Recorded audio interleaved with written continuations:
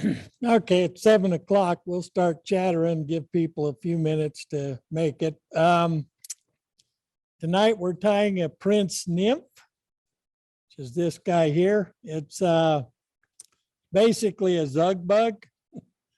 So we'll do everything the same as a zug bug, except we're going to put this V-tail on it. And that's made out of a goose biot, and we'll put wings on it instead of the cape. And the wings are made out of goose biots. Let me say a word about the material. They come in, you guys have them, they come in these sort of strips. They come off the leading edge of a wing, I guess. And about the material, they get, at the front end, they start real thick.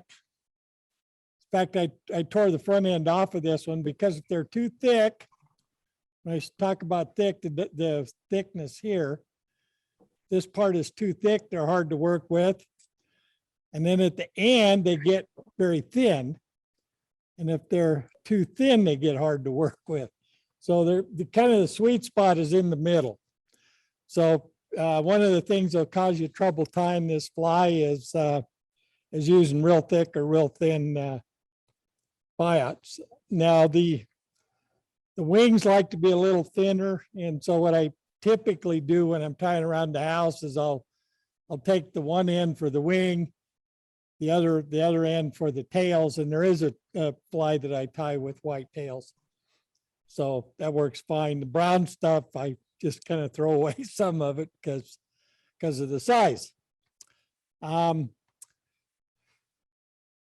we'll use basically the zug bug. The other technique that you've learned that we'll use tonight is you separate the tails with a thread bump. If you remember putting the eye on a Clouser minnow, we did a thread bump. Tonight we'll do a thread bump at the tail.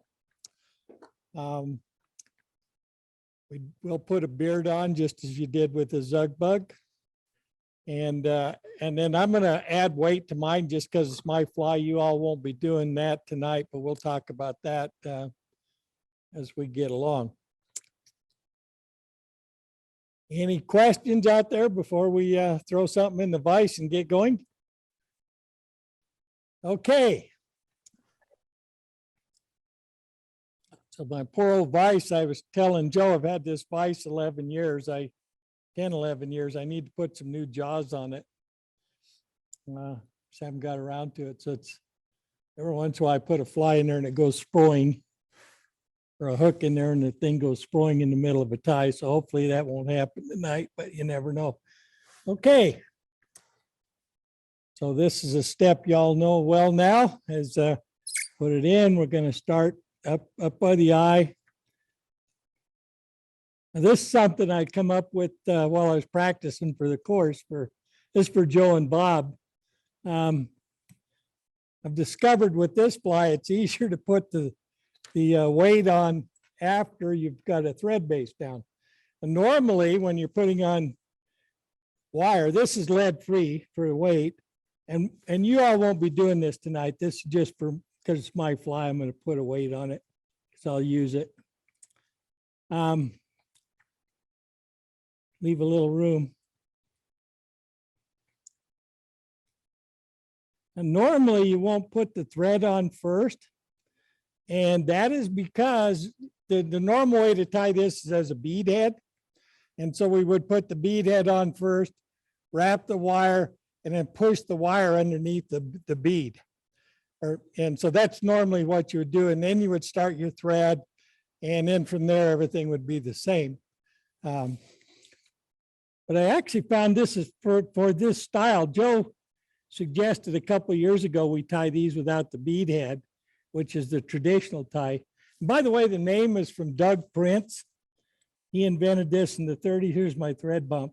He invented the fly in the 30s. And I think it's a derivative of the old wet flies with the duck wings. Now what I'm going to do here is just lattice on. Notice I skipped. What I'm trying not to do here is to drop the thread down into the wire, and that splits it, makes a mess out of things. So I just want to get the wire covered so it'll make it easier to work with. And we get working up in this area. Now I'm going to build a ramp from the back of the weight down a little ways, down the shank, so that my material will just crawl right up on there. And by the way, almost every nymph that I do starts like this. So this is just kind of my standard underbody for a nymph. Then I'll dress it however I'm dressing it for whatever I'm doing. Okay.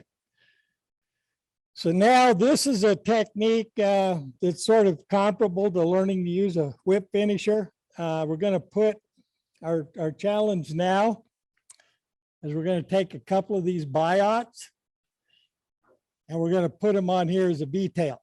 Now there's, if you all want, you can put them on one at a time, but I'll show you. I'm going to demonstrate how to put a pair on because you get a better result if you put them on as a pair.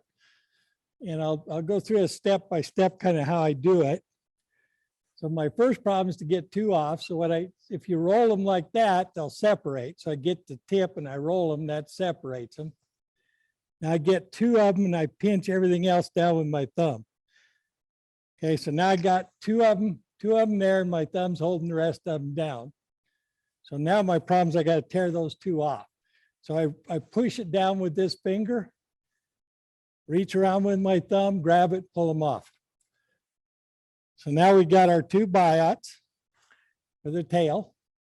Notice there's a curve, not much of a curve, which is why I put the thread bump. If you got a good curve, you don't need the thread bump, but we don't have a big curve on my pair. You might on yours, I don't. So the next thing we do is this junk on the end here. I'm going to cut that off. So I just have a nice clean end. Now I can take with this finger and I'll push them apart. See how they just separated? Now remember the curved ends towards me. I'm going to take the bottom one, pull it out, kind of watch, and turn it over. Okay, so I turned it over in my hand. So I've got the bottom one's flipped the other way and the front one's turned towards me. So now I'm going to put them back to back. It's kind of fun, try to watch this and then look at what you're doing. Okay, so now I got them back to back. And that's the way you need them for mounting. All right. And see, when they're back to back, the curves are going in the opposite direction, which is what we want. Now we measure half hook. It's a little too long. Half the hook shank, which would be the end of the wire. You won't have a wire, but you can estimate it. Okay, now you change your grip. Now comes our next challenge. You want the ends here kind of along the side of the hook. See how that is?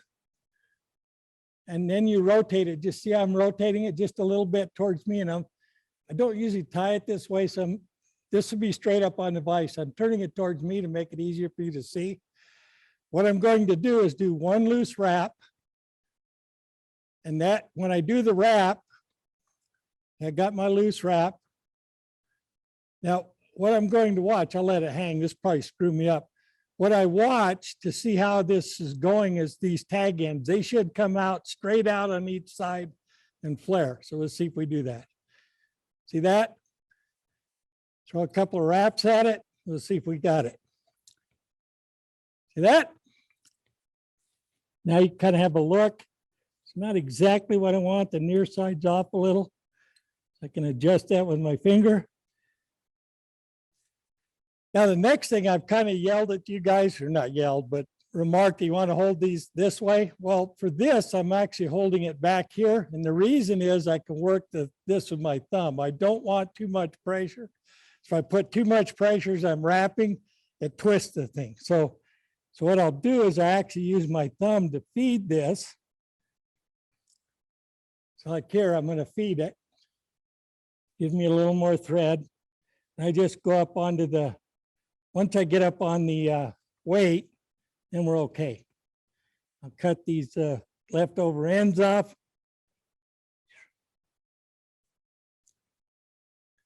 Okay, that's all there is to it. We'll walk through that again when it's your turn, so don't get ahead of me.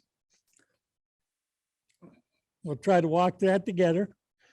Okay, I'm using a tinsel for the ribbing. That's what you all used before. So we'll tie in the tinsel to go back. Right back to where you've tied on the tail. Stick the material in there.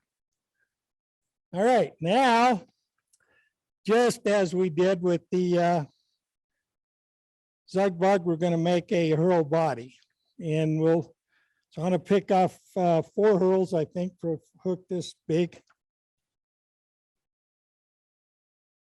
Got 3 and 4. So I have my 4 hurls, ends about even. I'm going to cut the tips off so they're even. The tips are cut off even. I'll put those here. Then I'm going to wrap up to the front.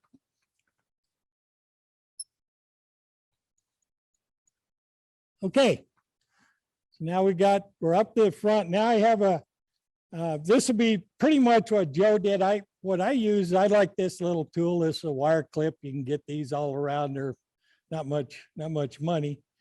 Kind of stretch those out and I can clip them, and that's an easier hold. And it's easier to twist the hurl with that. Okay, so you don't, as Joe said, don't twist it too much, just a bit. And then I find it easier now to wrap with just my vise. So this is why a rotary vise is handy. I'm just gonna motor on up. Now, if you noticed, I kind of had a good angle, and then I come more straight, and that'll give me this, what I call a carrot shape on the fly.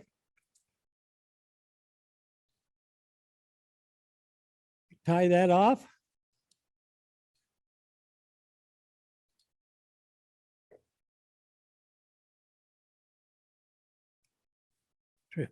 Trim off the excess. I'll throw a few more wraps at it because I'm going to counter wrap with the ribbing.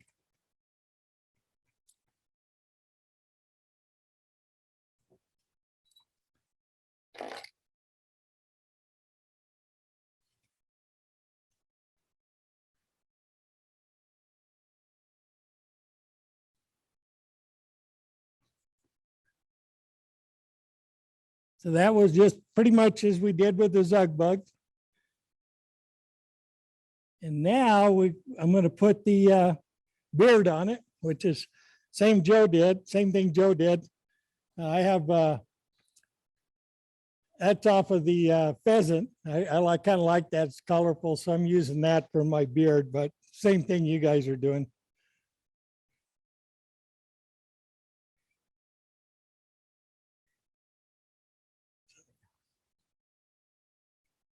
So I want to pull it away from the stem. See, I line up the tips and I can pinch them, pull them right off.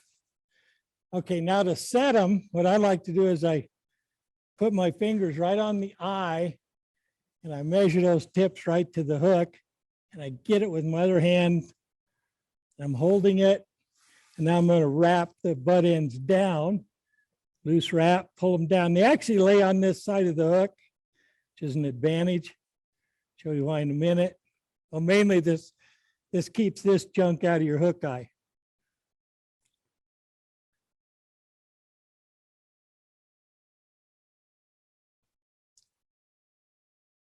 Okay.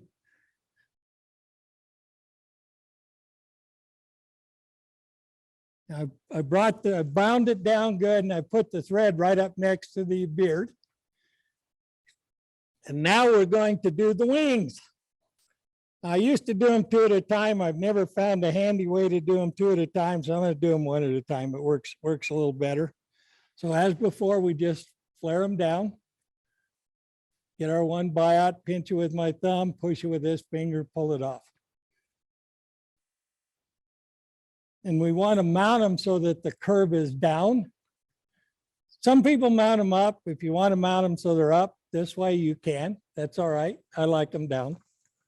You want to now, what I'm looking at here is I want where it crosses up onto the hurl, I want that to be about the middle of the hook.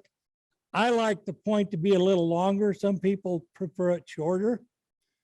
Some people even prefer it longer yet, right? So where you put this wing is your choice, your fly, your choice. This wants to be in the middle.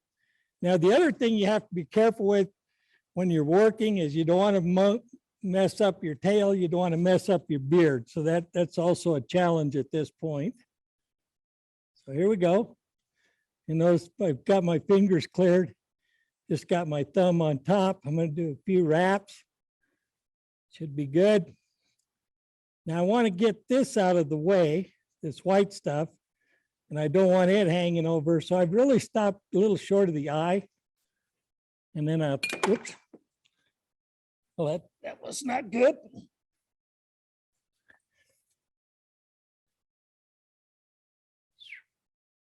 Okay, so I'll trim that one off. And now I want to mount the other one same way on this side. Oops, better get the, I almost grabbed the fat stuff. Alrighty. So same thing, I'm going to flop it up, get the one, push it with this finger, pull it off.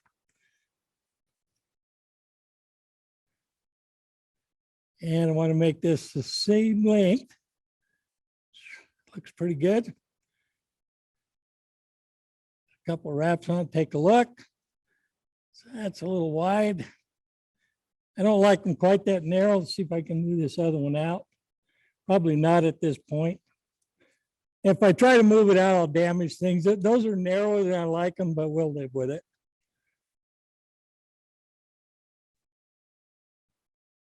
Okay, and we bind this down. You want to cover up the white.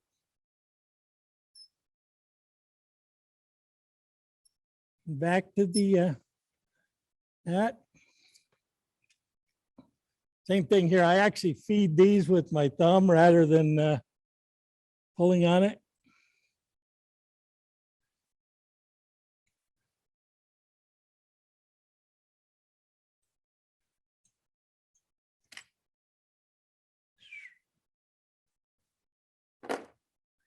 I'm gonna go ahead and use my light curing resin to build the shiny head.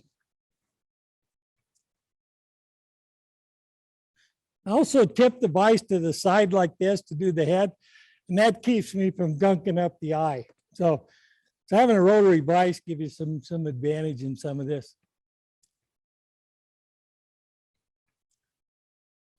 And there we go. Prince Nymph. You ready? Okay, so step one, put your hook in your vise. By the way, I don't usually tie these as big as 10, 11 or 12 is usually my limit for this. Come on, vise, don't fail me now. All right. And so we'll do our jam knot and go to the back of the hook. I didn't mention on the first one, but I'll do it now. When you get to the back of the hook, you'll want to go over the bend just a couple of wraps and come back. And that way, if you happen to, it helps keep your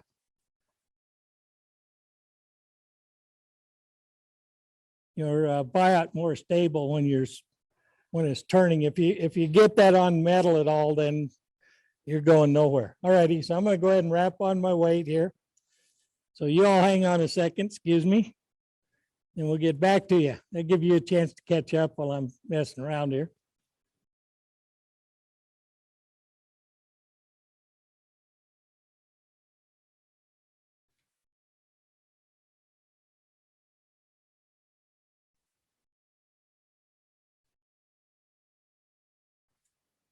Okay. I did put my thread bump on. See, I knocked it ahead. So, and you want to leave your thread, if you put a thread bump on, you want to leave your thread just in front of that bump because you want the bump to push out your tails. Okay, now we want to, so again, we push this down and I got two up and I've got one on my thumb. I'm going to take this finger, see if I can push that, and it pulls them up, and then I can reach around my thumb and pull off two. So everybody get yourself a couple of biots. Then the next thing we want to do is trim this junk off the back end. The white stuff, there's a little notch there, just cut it about where that notch is. Okay. Now with your left hand, I just work my thumb and I can spread them apart, the ends. I'm going to grab the bottom one and I'm going to turn it over and I'm going to catch it with my thumb and finger. Now I've got it like that. This one, the top one is curved down. The bottom one is curved up. So I take it with this hand and now I just put one over the other and kind of line them up.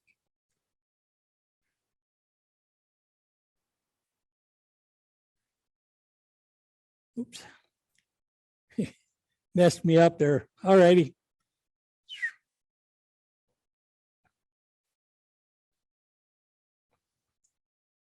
And if we've done it right, it should look about like that.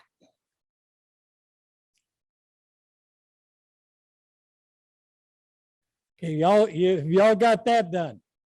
Everybody ready there? All right, Mike, it looks like we're all ready. All righty. So we're going to measure it for half a hook, like that. Then you switch hands. You put the tie-in point at where your thread is, and you want to line it up down the hook and turn it a little bit towards yourself so that when we do the wrap, and we'll just watch me. So when you do the wrap, loose wrap, I'm going to pull it towards me and then I'm going to watch it flare. Now see, that one turned. This was not a good one. See how the bottom, the one on the far side is turned. So I didn't do a good job. So I'm going to start again. And that you can tell by the flare if you have it right. Okay, I got them down the hook, loose wrap all the way around. And see, that one flared much better. That's going to be a good one. Little, it looks like I got a little far away from my ball. There we go. So I'm going to just back up and get it up on the bump. And there we go. You see it. And again, I'm going to feed it. I feed this down there because I don't want to pull too tight on these ends or ends will twist it also. So foul up all your good work. All righty. And then I'll cut off the ends and we'll just wait here. Your turn. Yeah, it will take a while, just like the whip finishing tool, to get this, the kind of line it and get and we talked last week about the tension problem. This is it. This is very much a tension process. You got to get your thread tension right. You can't see what's going on underneath your left hand, so you have to watch the flare of those other pieces to see if it's twisting just right. And you can see if one side's low or one side's high. If that's happening, then you go back, do it again. If you don't line it up straight down, then your tail tends to cant off. Usually, if I do it, it usually winds up both of the tail pieces wind up pointing towards me. So it's a feel practice thing to get this right. While we're waiting, I'm going to go ahead and cover up my weight here. We get to the next step. This is not something you all have to worry about. Looks like we're all caught up, Mike. All righty. So we're going to put the tinsel on and then wrap back to the base of the tail. And because I'm counter wrapping, I'm putting it on the near side. Oops. Honestly, I'm going to put it on the near side. There we go.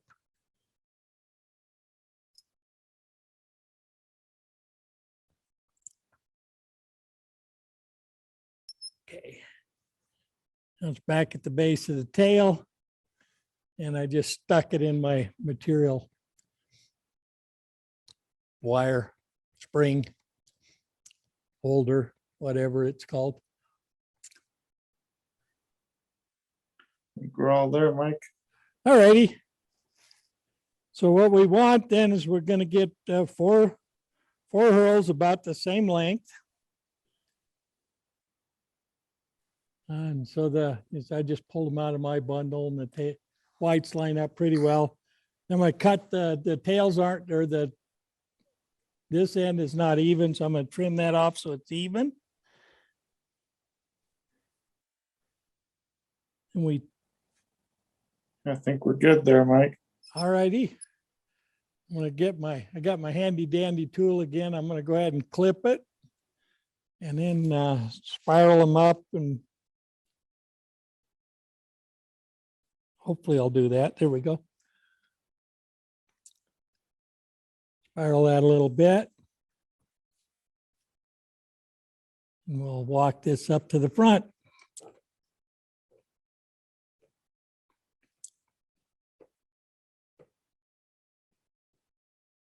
And then we'll tie it off. Again, remember to wait till he's done with the step before you start it, just in case he does something that you either forgot about or he forgot to tell you last time and remembers this time. So remember to wait till he's done with the step before you guys do it. Okay, so we cut that off, and then I'm waiting. Actually, I'm going to add a couple more wraps, and that's because when I do the reverse wrap, that you'll see my bobbin sinks, but you notice that's what I call a carrot shape. That's kind of what you're looking for on this bug. The back by the tail is narrower, and you do that by angling your wrap. You wrap them a little, not quite as tight together at the back end, and more tight together as you get to the front. And that'll expand it like that. That'll work for a lot of different things. So you kind of want to learn to wrap that way, shape as you wrap. Again, that's just a practice item. It's not something you'll get right away, but I mention it just so you know it's out there. And I think we're good, Mike. all right, so I'm going to counter wrap the ribbing. And now here, I'll finish off and I'll turn my vise over. If you don't have a rotary vise, what you'll want to do after you've got the ribbing tied in is throw a half hitch on it, take your fly out and turn it over in your vise. So because the next step will be doing the beard. Okay, so I'm going to counter wrap this guy.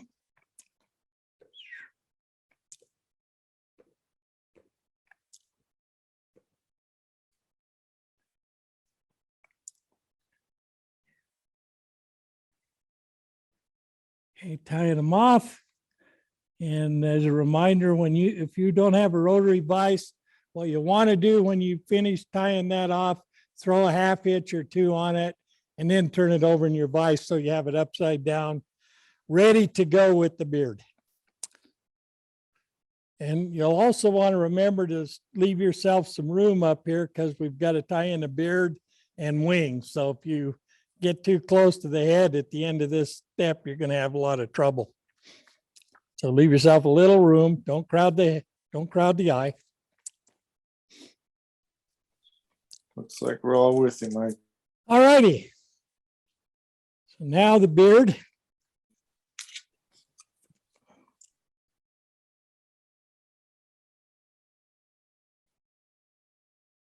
As before, you want to pull that clump that you want to use away from the stem so that the tips are nice and straight. Then we'll pluck those off.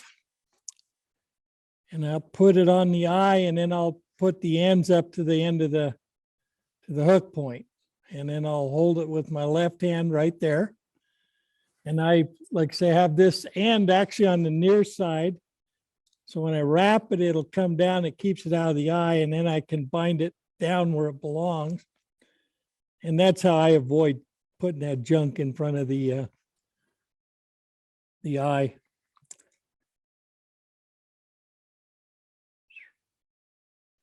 We'll trim off that excess. Throw another couple wraps on there to clean up the junk.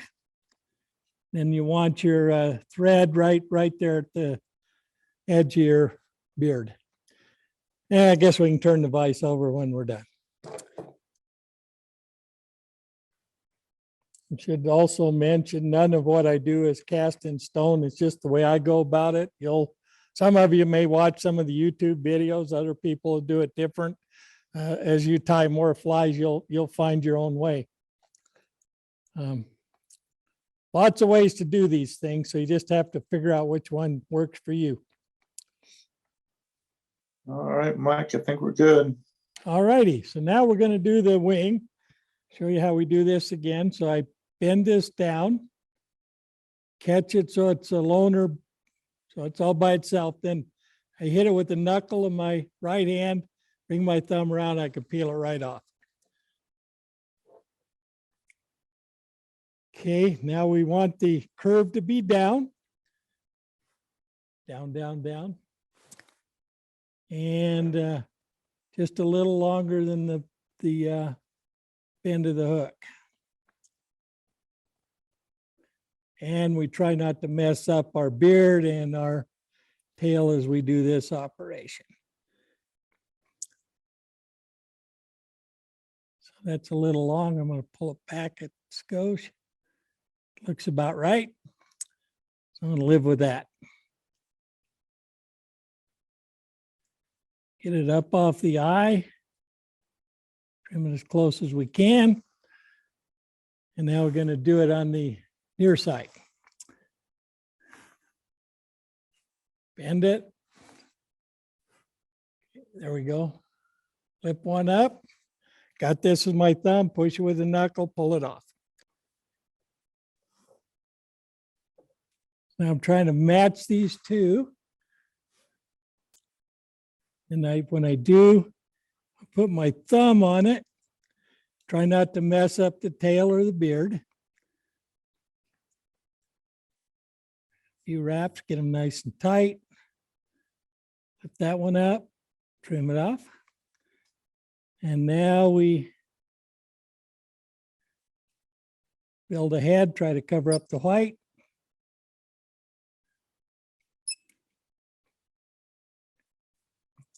That's better. We're finished.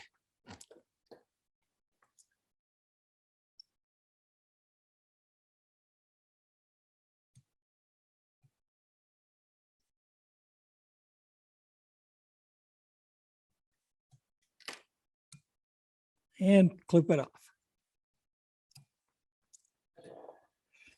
Okay, I'm going to go ahead and doll mine up and you all can finish your work. Have a fly.